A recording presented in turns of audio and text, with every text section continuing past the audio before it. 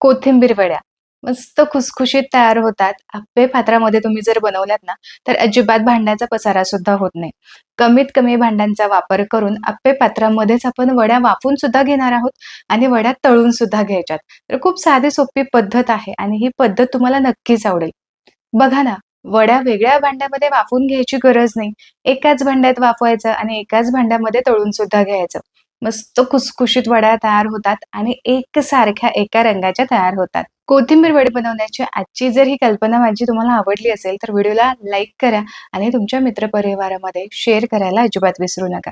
तर सगळ्यात आधी आपल्याला मिरचीचा ठेचा बनवून घ्यायचा आहे. तर यासाठी खलबत्त्यामध्ये 4 ते 5 हिरव्या मिरच्या मी कट करून घातल्यात. 2 ते 3 लसणाच्या पाकळ्या घातलेल्या आहेत आणि अर्धा इंच आल्याचे तुकडे घातलेत. आता हे सगळं साहित्य चांगलं बारीक असं वाटून घेऊयात. जे तिखटाचं प्रमाण आहे ते तुम्ही तुमच्या आवडीप्रमाणे इथे कमी जास्त करू शकता.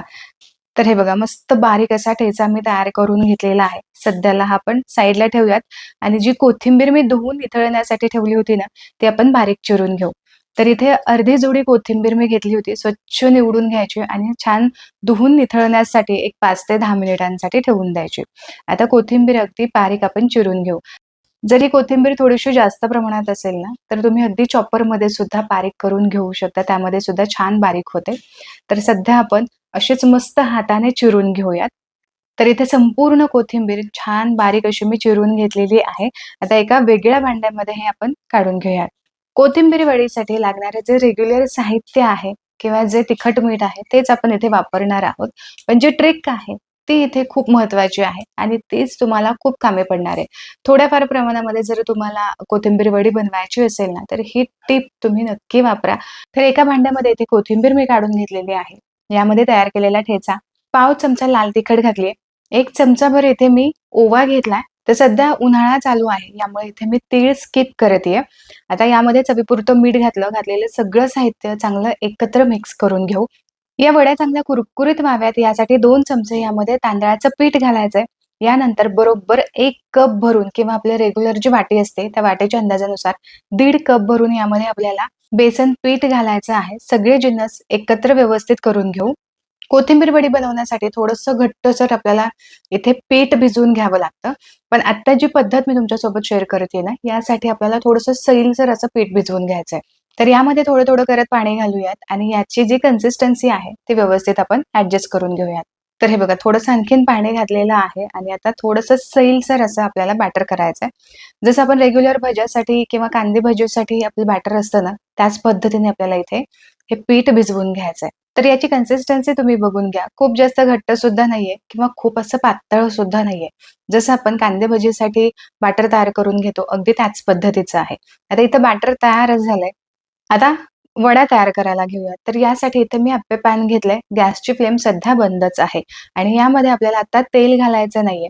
इथे मी नॉनस्टिकचं पॅन घेतलंय. तुमचं जर बिडाचं किंवा लोखंडाचं जर पॅन असेल, तर ते व्यवस्थित सीझन झालेलं असायला हवं. आता यामध्ये आपल्याला बॅटर घालायचंय.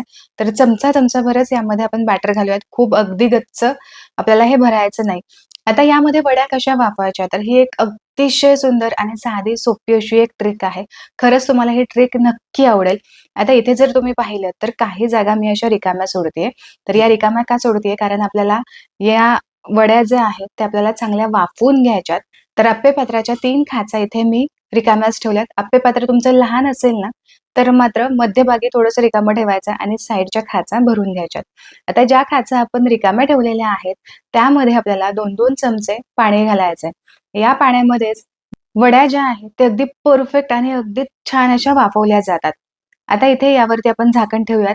गॅसची फ्लेम इथे मी आता चालू करते. तर वड्या वाफवून घेत असताना आपल्याला गॅसची फ्लेम ना मीडियम ठेवायची म्हणजे मीडियम फ्लेमवरती वड्या अगदी परफेक्ट वाफवल्या जातात.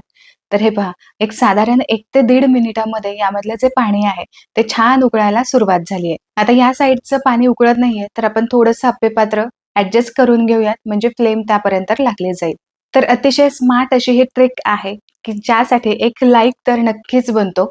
तर एक बॅच आपली उकडून घेण्यासाठी आपल्याला साधारण एक 4 ते 5 मिनिट लागतात. कारण आपण मंद आचेवरती किंवा मीडियम फ्लेमवरती आपण हे वाफवून घेत आहोत, तर थोडासा वेळ लागतो.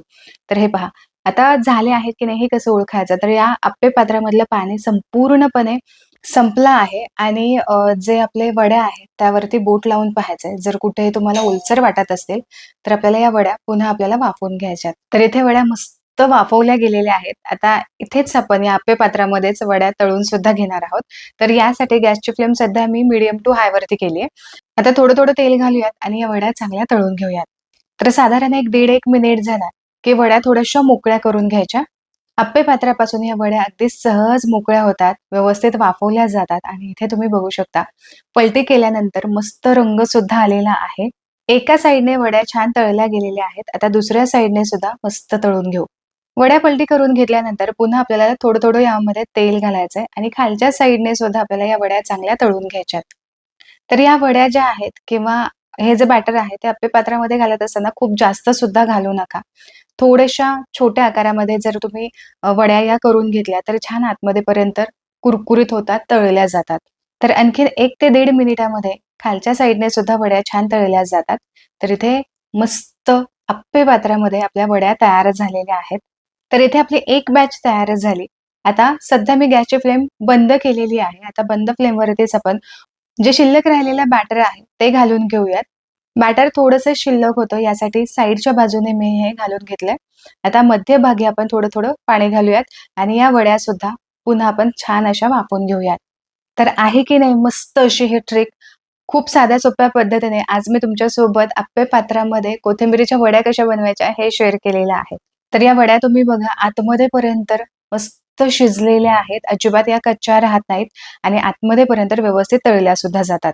आशा करते की आजचा हा व्हिडिओ तुम्हाला आवडला असेल. व्हिडिओ जर आवडला तर व्हिडिओला लाईक जरूर करा. तुमच्या मित्रपरिवारामध्ये शेअर करा. पुन्हा भेटूया अशाच एका मस्त रेसिपी सोबत. तोपर्यंत स्वस्त राहा आणि मस्त-मस्त खात राहा.